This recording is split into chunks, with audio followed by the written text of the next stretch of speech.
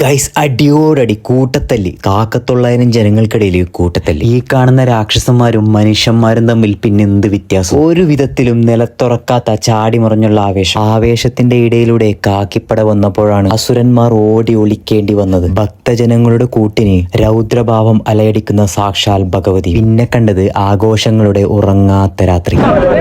ഉത്സവങ്ങളുടെ ഉത്സവമായ കാസർഗോഡ് ജില്ലയിൽ തന്നെ ഏറ്റവും വലിയ ഉത്സവം ഭരണി മഹോത്സവത്തിലാണ് ഞാനുള്ളത്. പാലക്കുന്ന് എല്ലാ ജില്ലക്കാരും ഒത്തുചേരുന്ന നിമിഷം. സമയം വൈകുന്നേരം 5:40. ഞാനും കുഞ്ഞൂസും അമ്പലത്തിലെത്തിയ സമയം. ജനങ്ങൾ വന്നു തുടങ്ങുന്നതേയുള്ളൂ. മതസൗഹാർദ്ദത്തിന്റെ നിമിഷങ്ങളാണ് കൺമുന്നിലൂടെ കടന്നു പോകുന്നത്. കാക്കിപ്പടയുടെ കരുതൽ ഇവിടെ കൂടിയേ തീരും, അറിയാലോ. ഞാനും കുഞ്ഞൂസും അമ്പലത്തിൽ നിന്നിറങ്ങിയിട്ട് നേരെ ചന്തയിലേക്ക്. മണിക്കൂറുകൾ കഴിഞ്ഞാൽ ഘോഷയാത്രകൾ വന്നു കഴിഞ്ഞാൽ അകത്തേക്ക് കയറുന്നത് സാഹസികം മാത്രമാണ്. തെങ്ങിന്റെ പൂങ്കല് കൊണ്ട് രണ്ടാളും തല്ലുകൂടിയതിനു ശേഷം ചന്ത മൊത്തം കറങ്ങി തീർത്തു. ഗൈസ്, സമയം 10 മണി. പല ഭാഗങ്ങളിൽ നിന്നും അമ്പലത്തിലേക്കുള്ള കാഴ്ചകളുടെ പുറപ്പാട്. ഞാൻ എല്ലാ വർഷവും അതിശയത്തോടെ നോക്കി നിൽക്കുന്ന ഒരു പ്രതിഭാസമാണ് പാലക്കുന്ന് ഭരണി മഹോത്സവത്തിലെ കാഴ്ചകൾ. അലയടിക്കുന്ന ജനങ്ങളുടെ മഹാസാഗരത്തിലേക്ക് ഞാനും എടുത്തു ചാടി.